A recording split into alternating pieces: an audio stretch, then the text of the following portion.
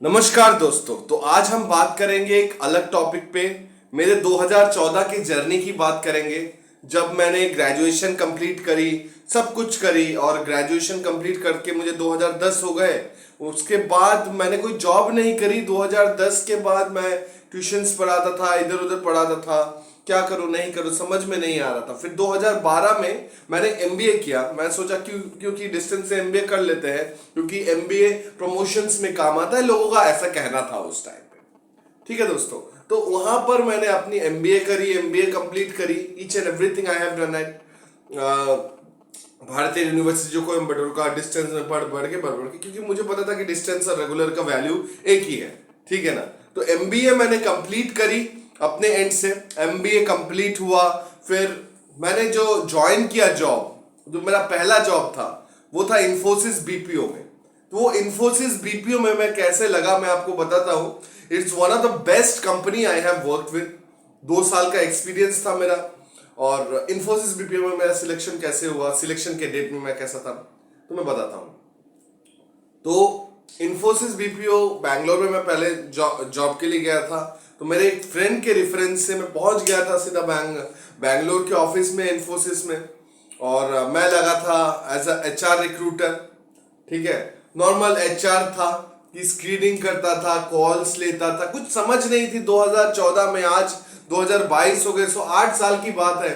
तो मुझे याद है कि मैं गया था एक बहुत सारे कंसल्टेंसीज के धक्के खाए, बहुत सारी चीजों के धक्के खाए। जब मैं बैंगलोर में गया था, फर्स्ट बैंगलोर, कहीं जॉब नहीं मिल रहा था, तब मैं बैंगलोर में गया था।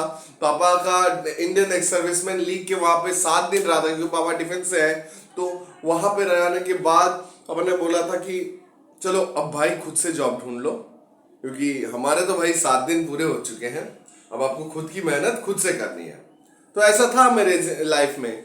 तो फिर मैंने सोचा कि 7 दिन तो चलो पूरे हो गए, लेकिन लकीली क्या हुआ, भगवान मेरे साथ जो भी होता है साथ में होता है। तो लकीली ये हुआ कि छठे दिन में ही मेरी जॉब कंफर्म हो गई इन्फोसिस में। सो ये जो चीजें होती है ना, जब चीजें होने को रहती है ना, तब कैसे ना कैसे हो ही जाती है। मैंने इंटरव्यू दिया, मुझे आज भी याद है, जब मैं इंटरव्यू दिया था इन्फोसिस में एचआर में, तो फर्स्ट टाइम में मैं रिजेक्ट हो गया था। बट किस्मत देखिए कैसे खेल खेलती है आपके साथ। मैं रिजेक्ट हो गया था। फिर उसी दिन रात को उन्होंने मुझे फोन किया।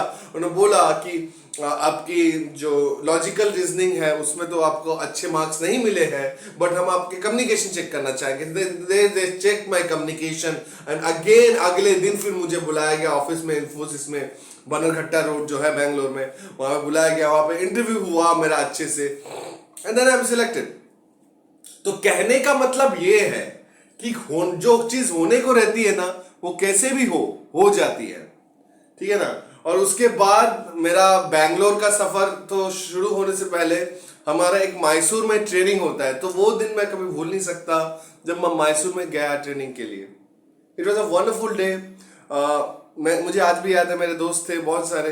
तो मैसूर में मुझे जिस दिन जाना था, उस दिन मेरा डॉक्यूमेंटेशन पूरा नहीं था, मुझे ऑफर लेटर नहीं मिला था, मेरे डॉक्यूमेंट्स कुछ सबमिटेड नहीं थे। तो मेरे साथ जो हमारा बैच साथ में गया था मैसूर में, वो पहले ही चला गया था। मैं गया कुछ रात के 8-9 बजे पहुंचा, वहां पे पहुंचा, अपना बैगिंग दिया।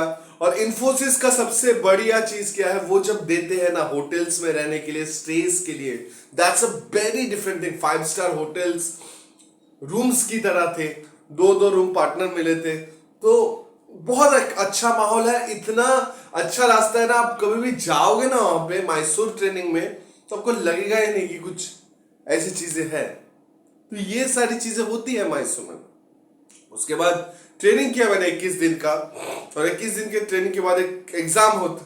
20-21 दिन का कुछ ट्रेनिंग रहता है हमारा एचआर का। और उसके बाद हमको अपने अपने लोकेशंस में शिफ्ट किया जाता है। तो हम अपने लोकेशंस में शिफ्ट हो गए, और मैंने एचआर का काम करने लगा, रिक्रूटमेंट करने लगा, लोगों की इंटरव्यू लेने लगा, नौकरी के माध्यम से, अलग अलग चीजों के माध्यम से मैं हायर करने लगा लोगों को, राइट।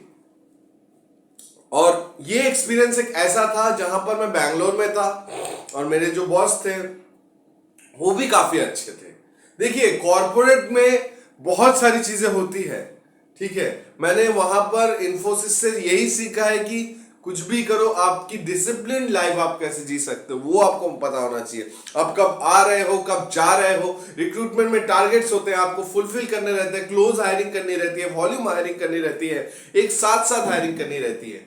तो आपको पहले पता होना चाहिए आपके टारगेट्स क्या है, आप कितने प्रेशर में काम कर सकते हो, आप कितने क्लोजली काम कर सकते हो, आप कैसे बल्क हायरिंग पे काम कर सकते हो।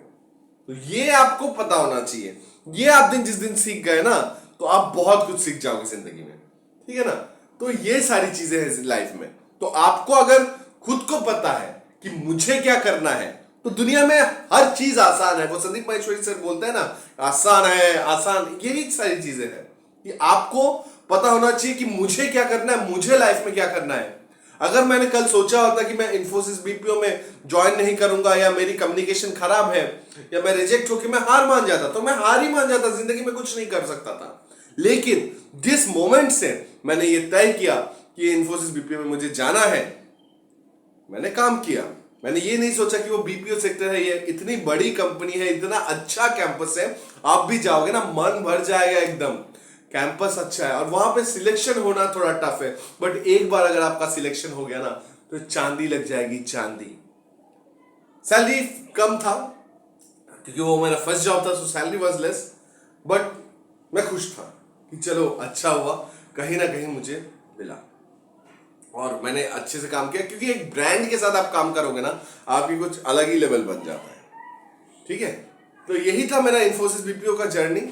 आई डोंट नो इंटरेस्टिंग था कि नहीं, बट नेक्स्ट जो वीडियोस होंगे मैंने सोचा है लाइफ के ऊपर, डिसिप्लिन के ऊपर, एचआर के ऊपर, जॉब वैकेंसीज के ऊपर मैं वीडियो लाता रहूंगा, ठीक है।